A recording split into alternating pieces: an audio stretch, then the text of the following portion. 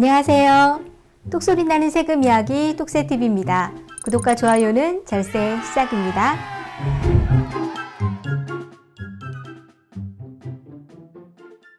대표님, 오늘 농업 부가가치세 두 번째 시간 함께하고 있는데요. 부가가치세는 이제 이런 경우에는 면세가 되고 이런 경우에는 과세가 되고 굉장히 경우에 따라서 예규들이 많다고 말씀을 해주셨어요. 네, 궁금하거든요. 설명 부탁드립니다. 부가가치세 과세되는 예규와 면세되는 예규가 있는데 우리 농업 관련해서 면세되는 그 농산물은 식용에 제공하는 미가공 농축수산물이에요. 네. 그죠? 이런 경우인데 기본적으로 앞에 시간에 김치를 가지고 설명을 드렸지만 기본적인 특징은 물리적으로 변화가 있는 경우는 괜찮고 네. 화학적인 변화가 있으면 기본 과세다. 그랬죠. 하지만 화학적 변화가 있는 것 중에서 판단의 영역에 있어서 단순 가공이라고 봐서 봐주는 부분이 있다. 이렇게 했죠. 그죠? 네. 그렇게 생각하시면 되고 기본적으로는 부가가치세는 다 과세가 된다고 생각하시면 돼요. 과세되는 예. 것 중에서 면세라고 딱 정해진 거면 그만 세금을 안 내는 거기 때문에 우리가 면세라고 딱 정해져 있는 부분이 뭔지를 보면 나머지는 다 세금이 된다. 과세다. 이렇게 보시면 돼요. 네. 자, 먼저 과세라고 하는 얘기는 우리가 생각할 때 이거는 부가세 안 내도 되지 않을까라고 생각했는데 무슨 소리야? 이거는 부가세를 면세를 한다는 말이 어디 있냐 하는 경우에서 이게 적용되는 경우예요. 네. 예를 들어서 흑마늘이 있습니다. 네. 그러니까 마늘을 적당한 온도의 열로 일정 기간 숙성해서 생산한다. 그러면 이 사람 특별하게 한 게 없어요. 네. 그러니까 이거는 부가세가 나는 면세 아닐까. 뭐 김치도 봐주는데 이 정도야라고 이렇게 생각했지만 마늘인데. 그렇죠. 사실은 이 부분에 대해서 2007년도에 이거는 부가가치세가 과세된다. 이렇게 결론이 났어요. 아, 흑마늘은 과세군요. 그렇죠. 자, 이렇게 생각하면 됩니다. 자, 부가가치세는 세법 중에서 가장 무서운 세법이에요. 왜냐면 매출액에 돈을 벌든 못 벌든 상관없어요. 매출액의 10%가 부가세를 내야 되는 거예요. 네네. 받든 안 받든 간에. 네. 예를 들어서 10억의 매출이 있었다고 생각했을 때 약 1억에 대한 부가세가 있겠죠. 그죠? 그렇죠. 5년 동안 신고를 해야 되는데 이 사람이 모르고 신고를 안 했어. 안 하면 신고 7년입니다.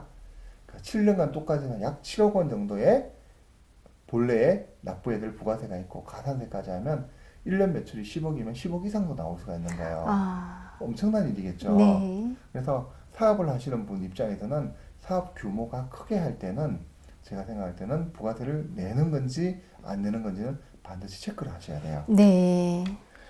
이런 재밌는 얘기도 있어요.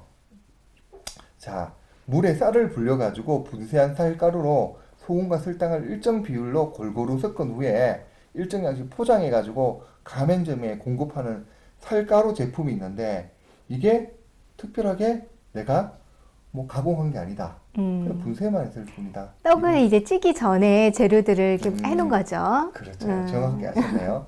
그래서 이 부분은 사실 부가세를 또 매긴다. 이렇게 예규가 나왔고요. 아, 섞어만 놨는데도 이게 그렇죠. 과세인가요? 그래서 쩌면 이거는 떡이 돼버린 단계예요. 그죠? 네. 그리고 여기 사업자가 단호박, 당근, 시금치, 브로콜리, 고구마, 소고기, 그리고 생송이버섯, 새송이버섯, 닭가슴살 뭐 이런 거를 잘라서 그냥 동결을 건조해서 그냥 단순히 혼합해서 그냥 섞어만 놨어요. 네. 자, 이걸 병에 넣어서 포장하면 이게 또 사실은 부가세를 내요. 왜냐하면 이것도 물 넣어서 바글바글 끓이면 어떻게 돼요? 찌개 끓이고 볶음밥 해먹고 하는 거죠? 그렇죠. 이게 사실 이것만 하면 기본적으로 스프가 되는 거겠죠. 아, 그래서 이런 것들은 부가세가 될 확률이 있는 거예요. 아, 그래요. 예. 그리고 젓갈이라든지 아까 말씀드린 것처럼 된장, 젓갈, 김치 이런 것은 제조장이 있으면 부가세를 낸다. 이런 것들이 부가세를 내는 사례들인데 사실은 부가세를 내는 사례가 있다는 거는 누가 심심해서 그냥 하는 건 아니겠죠. 그죠? 굉장히 사업을 하면서 치열하게 뭔가 그렇죠. 싸움이 벌어지면서 이거 올라오는 거 그렇죠. 아닌가요? 이런 경우가 벌어지면 정말 사업에 존폐의 문제가 생길 수도 있기 때문에 잘 관리를 하셔야 돼요. 네. 반대로 부가세를 면세해준다 하는 예규는 부가세가 면제되는 농임수산물을 여러 가지 섞어가지고 포장해서 거래 단위로 판다. 예를 들어서 버섯을 A 버섯, B 버섯, C 버섯, 버섯을 여러 개 섞어가지고 버섯만 판다. 이건 부가세 면세예요. 심지어는 중국에서 가져온 채소라도 이걸 살짝 데쳐가지고 운반편에서 포장해가지고 그냥 팔아요. 이런 게 되냐 안 되냐? 한국 건도 아닌데 이것도 네. 괜찮아요. 학교 급식 들어가고 이런 것도 사실은 부가세 면세가 되는 거예요. 그럼 데치는 건 괜찮고 동결하는 건 또 안 되고. 그런 것도 아니죠. 사실은 화학적 변화, 물리적 변화라는 큰 개념을 봤을 때는 이 정도는 단순 가공 정도로 봐줬다는 정도가 되겠죠, 그죠? 네네. 그래서 이 부가가치세가 면세냐 과세냐 하는 부분은 사실 이걸 담당하시는 분들도 잘 판단하기 어려울 수가 있다 이렇게 생각하시면 돼요. 그러면요, 궁금한 게 있는데, 요즘 딸기 농장 같은 데 가면은 체험 활동 하거든요. 뭐 입장료 얼마에, 뭐 케이크나 아이스크림 같은 거 만드는 거 해서 얼마 해서 참여하는 경우가 있는데, 이건 과세로 보나요? 면세로 보나요? 이런 부분이 되게 중요한데요. 농업에서 6차 산업을 한다 체험 농장을 하는 경우가 많아요. 많죠. 체험 농장을 하면 기본적으로는 다 과세라고 보시면 돼요. 기본이 과세인데 면세되는 경우 어떤 경우냐면 과일이나 이런 부분을 수확 체험을 하는 거 그거는 농산물을 직접 사는 걸로 봐서 그거는 면세고요. 나머지는 다 과세다. 그런 네. 경우에 딸기 농장에서 딸기를 따서 케이크를 만든다. 이걸 어떻게 할 거냐라고 볼 때 부가세 측면을 고려했을 때는 우리는 이제 케이크 같은 경우 원재료에 대한 부분만 직접 팔고요. 그건 부가세를 내고 나머지 부분은 딸기를 수확하는 체험으로 우리가 기본적으로 설계를 하시는 게 맞겠죠. 네. 현실에 맞게 딸기를 수확을 해서 수확하는 것까지는 돈을 농민으로서 농작물을 비싸게 팔고요. 그리고 체험하는 거 부분에서는 자기가 자기 체험하도록 해서 그 부분은 재료만 파는 걸로 해서 하면 훨씬 부가세를 줄일 수 있다 이렇게 보시면 됩니다. 네네. 이 부가세가 차지한 부분이 되게 많다 보니까 농민들이 예를 들어서 소를 팔아가지고 그냥 하면은 면세겠죠. 근데 소고기를 팔면 어떻게 되냐라고 하는 부분이 생기는 부분이 있어요. 4인 가족이 가서 한 10만 원 정도 소고기를 사 먹는데 음식점에서 하면 부가세를 내겠죠, 그죠? 그렇죠. 근데 우리 이제 농업단체 같은 경우는 그 수익을 내기 위해서 그 면세 과세를 나눠서 하죠. 정육을 소를 고기를 끊어서 파는 정육점과 옆에서 음식을 파는 음식점이 있으면 끊어서 파는 데는 부가세를 안 내고 그 상차림비를 갖고 왔는 부가세를 내고 이렇게 하겠죠, 그죠? 이 사업의 묘미네요. 그렇죠. 떡새 TV 떡소리 나는 세금 이야기. 그래서 이 부분은 실질에 맞게 소고기를 뭐 돼지고기를 아니면 뭐 수산물 같은 경우 장어를 원가에 대한 부분 그냥 파는 부분을 조금 비싸게 팔 수는 있어요. 네. 이 부분 면세. 네. 하지만 거기서 뭐 사람이 인건비가 든다든지 아니면 임대료가 든다든지 아니면 좀 뭐 그 여러 가지 술이라든지 음료를 판다든지 뭐 여러 밥을 판다 이런 것들은 다 부가세를 과세를 해야 되니까 이것을 엄격하게 나눠서 하시면 사업 운영에 부가가치세가 차지하는 비중이 크다 보니까 유리할 수가 있어요. 네. 되게 재미있는 영역이네요. 이제 생활 속에서 이거는 과세일까 면세일까 굉장히 궁금할 것 같아요. 그렇죠. 그래서 우리가 밥을 먹으러 가면 어떻게 돼요? 예, 소고기를 파는 데 가면 면세에 대한 신용카드가 한 장 나오고 과세에 대한 신용카드가 한 장 나오고 두 장이 나오는 거예요. 그래서 카드 결제도 2번 하더라고요. 그렇죠. 그렇죠. 그러면 대표님, 이제 이 농업 분야 부가가치세에서 기자재 환급이라고 하는 부분을 또 다뤄야 될 것 같아요. 그렇죠. 좀 설명해 주세요. 예. 그 농업용 기자재에 대해서는 기본적으로 농민이 매출을 하는 부가세는 다 면세이기 때문에 일반적으로는 부가세를 다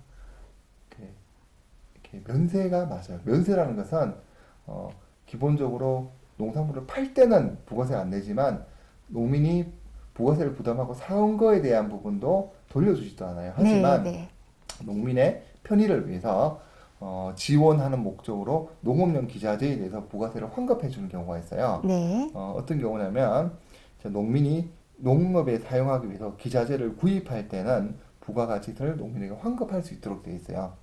농민은 개인 농민이라든지 영농조합법인이나 농업회사법인 등이 있고요. 네, 다 해당이 되는군요. 그렇죠. 개인이나 법인이나. 예, 그래서 이 환급에 관해서는 기본적으로 중요한 부분은 농민이 세금 계산서를 받으셔야 된다. 라는 부분이 중요해요. 예. 세금비 계산서를 받아야 되는데 농업용 기자재에 대해서는 부가세를 환급하는 부분에 대해서 농기계에 대한 부분, 축산기자재에 대한 부분, 일반 자재나 농업 관련해서 동물약품 이런 부분들이 제한되어 있는데 네. 요거는 약 한 60개 정도가 있어요. 매년 한두 개씩 계속 추가가 되는데 네네. 예를 들어서 농기계 같으면 양수기, 발화기, 제초기 이런 식으로 쭉 돼 있고요. 축산용 기자재 같은 경우는 농업 관련해서 축산용 톱밥이라든지 뭐 폐축사 처리기, 뭐 카우 브루시 뭐 이런 식으로 내용들이 쭉 있고요. 네. 일반 자재 같은 경우는 필름이나 보석 자재 관련된 부분이나 파이프, 과일 봉지 이런 것들이 쭉 있고요. 동물약품에는 약사법에서 동물용 의약품 이런 식으로 있는데 이게 한 60개 정도가 돼요. 네네. 이거는 농민들이 자기가 세금 계산서를 받고 개인 같은 경우는 농협에다가 이걸 제출하면 네. 이 부가세를 환급받을 수 있고요. 네. 법인 같은 경우는 이 부분을 농협도 괜찮지만 본인이 담당하는 세무사무실, 세무법인에다가 이 자료를 주면 부가세를 네. 농업용 기자재 환급을 해줍니다. 아, 그렇군요. 이건 잘 챙겨서 해당 사항이 있을 때는 신청을 해서 환급을 받으셔야 되겠어요. 네. 세금 계산서 발급받는 것을 꼭 잊지 마시고.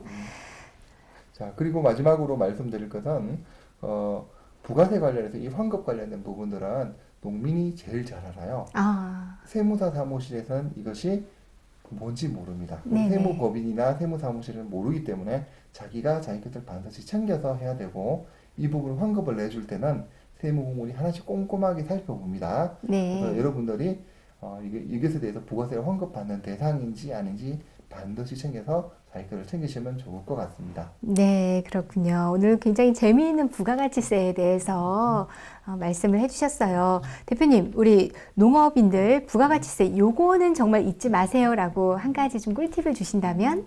농업 관련해서 농민들이 부가가치세가 문제가 되는 경우를 보면은 본인이 농산물을 가공을 한다든지 하는 부분들이 있습니다.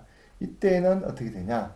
본인의 생각만 가지고 할 것이 아니고 매출액 규모가 일정 규모가 넘는다. 1년에 제 생각에는 한 1억 이상 매출을 한다라고 생각하면 한 1,000만 원 정도 되면 중요한 부분이겠죠. 네네. 그런 경우에는 반드시 세무사와 상의를 하셔가지고 이 부분이 부가가치세를 내는 부분인지 안 내는 부분인지 살펴보시고요. 그리고 여러분들이 이게 농업에 관련해서 면세가 되는 부분이 유리하기도 하지만 네. 때로는 농업에 대해서 면세가 되는 부분이 내가 대량의 농산물을 가공 시설을 한다든지 네네. 아니면 뭐 저온창고를 아주 규모를 크게 짓는다든지 하는 경우에는 오히려 농민이 불리한 경우가 있을 수 있으니까 그런 경우도 반드시 농업 담당하시는 세무법인에 여쭤봐서 어떤 것이 가장 유리한 건지 한번 같이 상의를 해보시면 좋을 것 같습니다. 오늘 말씀도 굉장히 유익했습니다. 감사합니다. 자,